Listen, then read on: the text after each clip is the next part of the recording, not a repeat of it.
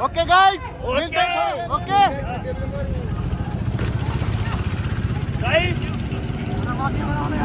1 2 3 4 5 6 7 सारे के सारे मिलके यहाँ पे भूखे बने हुए हैं।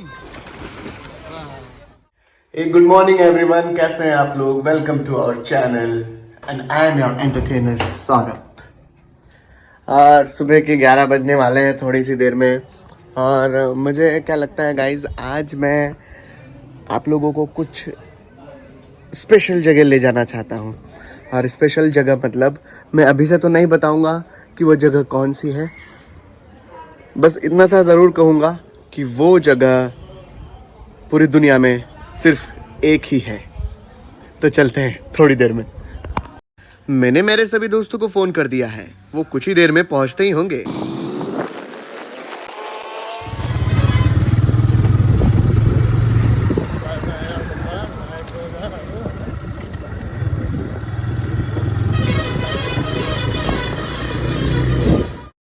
तो गाइज, ये है हमारे पास की नहर। कहते हैं कि ये हमारे इंडिया का सबसे बड़ा नहर है। इसका नाम है इंदिरा गांधी नहर।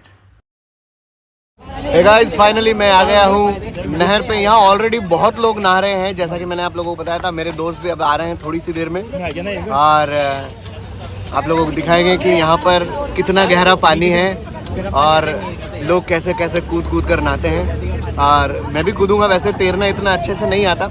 मैं आप लोगों को यही बताना चाहूँगा गाइस, जिन लोगों को तैरना नहीं आता गहरे पानी में नहीं जाए, इस चीज़ का ध्यान रखें।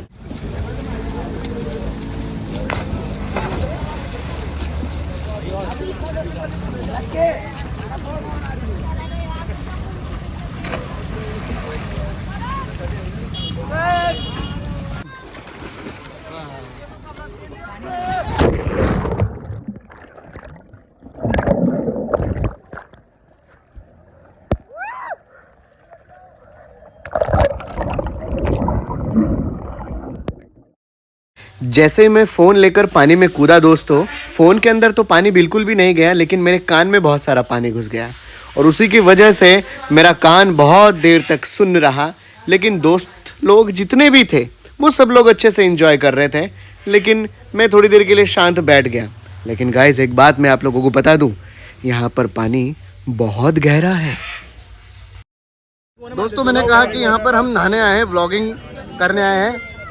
सारे के सारे मिलके यहाँ पे भूखे बने हुए हैं और खा रहे हैं। चलो मैं भी थोड़ा सा खा ही लेता हूँ। और दोस्तों, जैसा कि मैंने बताया था, नहर पे जाके हम संडे को बहुत एंजॉय करने वाले हैं। तो यही एंजॉयमेंट को देखते हुए मेरा दोस्त फ्यूरी अमेरिका से आया है हमसे खास तौर पे मिलने के लिए।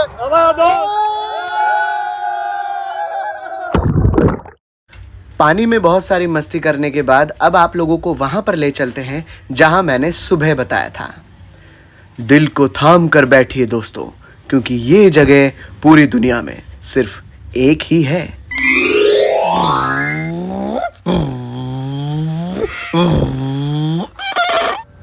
और दोस्तों, मैंने जैसा कि आप लोगों को बताया था वीडियो के शुरू में कि आज हम ऐसी जगह जाने वाले हैं जो कहते हैं कि पूरी दुनिया में सिर्फ एक ही है। जी हाँ दोस्तों, मैं ये बता रहा था, ये हमारे राजस्थान के कोटा ज़िले में कैथून है कस्बा, उसमें ये विभीषण जी का मंदिर है। विभीषण जी को तो सब लोग आप जानते होंगे। जी हाँ दोस्तों, रावण के छोटे भाई, उनका एकमात्र पूरे विश्व में ये मंदिर है। और ऐसा कहा जाता है कि इनका जो मूर्ति है, इनकी जो मूर्ति है, हर साल एक गेहूं के दाने के बराबर ज़मीन में धंस रही है। चलिए आपको भी दर्शन करवाते हैं।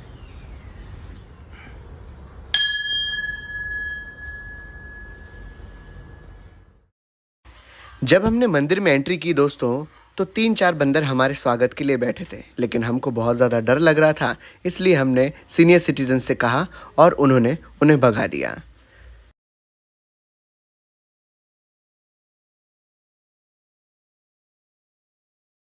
तो दोस्तों, ये है हमारे कैथून कस्बे के विभीषण जी।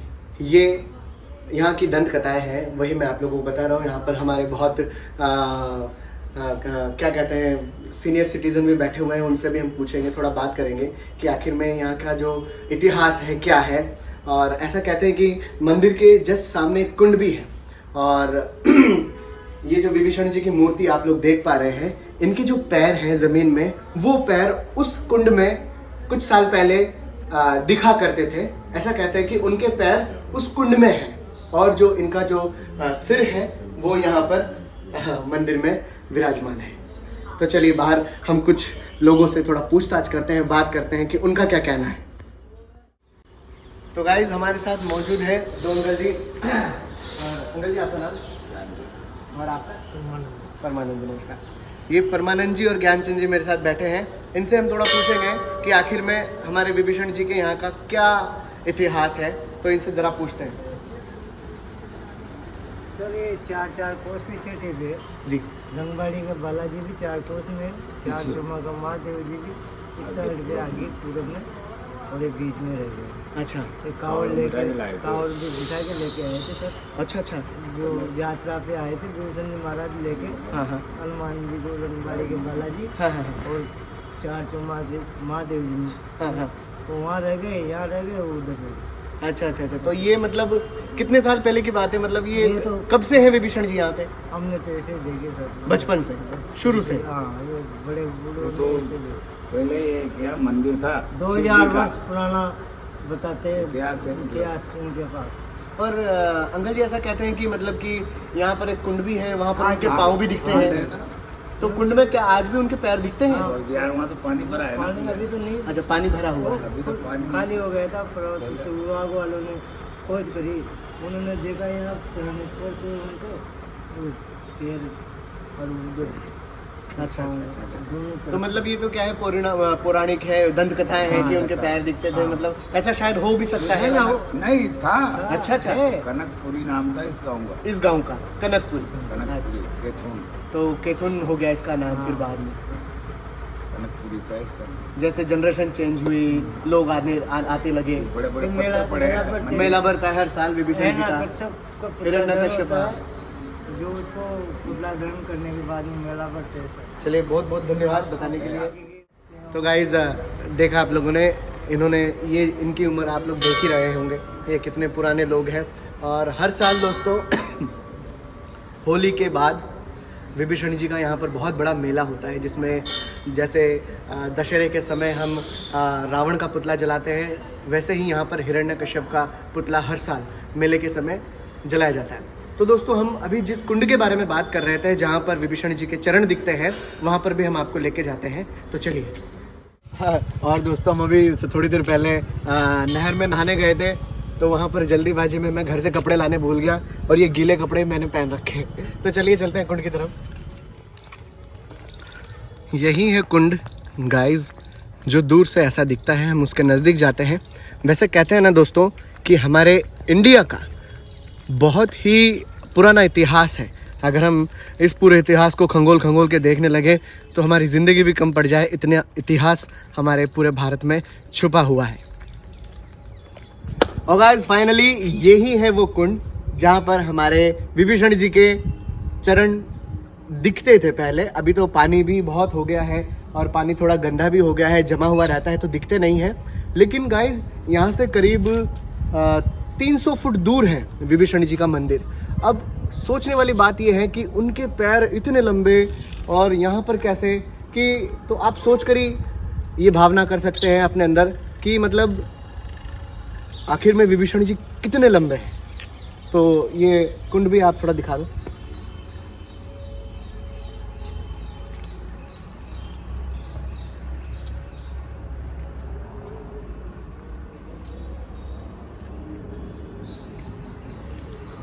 और गाइस हमने जैसे कि वहाँ पर दो अंकल जी से पूछे थे कि इनका इतिहास क्या है, जैसा उन्होंने बताया शायद आप थोड़ा नहीं समझ पाए होंगे, लेकिन मैं फिर भी बता दूं कि ये विभीषण जी हैं और हमारे कोटा सिटी में एक रंगबाड़ी के बालाजी है और यहाँ से थोड़ा और आगे भोलेनाथ का 4 चोमा मंदिर है।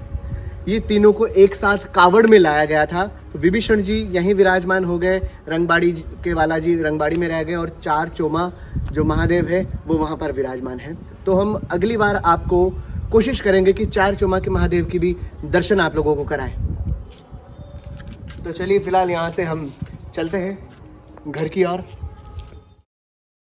गाइस मुझे लगता है कि आप लोगों को भी यहाँ पर एक बार विज़िट करने आना चाहिए, क्योंकि ये बहुत ही प्राचीन इतिहास है हमारे देश में और ये मंदिर पूरे विश्व में एक ही है, तो इसके बारे में तो जानना आपको बहुत ज़रूरी है। आप कल्पना कर सकते हैं दोस्तों कि विभीषण जी कितनी बड़ी मूर्ति है और वो हर साल एक गेहूं के बराबर ज़मीन में धंस रहे हैं। गाइस आज बहुत ज़्यादा थकावट हो गई है स्विमिंग करके और कान भी बंद है एक। तो आज के व्लॉग को यहीं ख़त्म करते हैं। जो लोग अभी तक यहाँ पर टिके हुए हैं उनसे यही कहूँगा, गाइस प्लीज़ चैनल को सब्सक्राइब कर दो, क्योंकि नया नया चैनल है।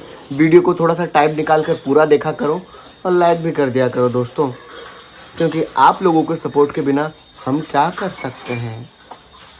तो इसी के साथ बहुत जल्द मिलेंगे गाइस, लव यू ऑल।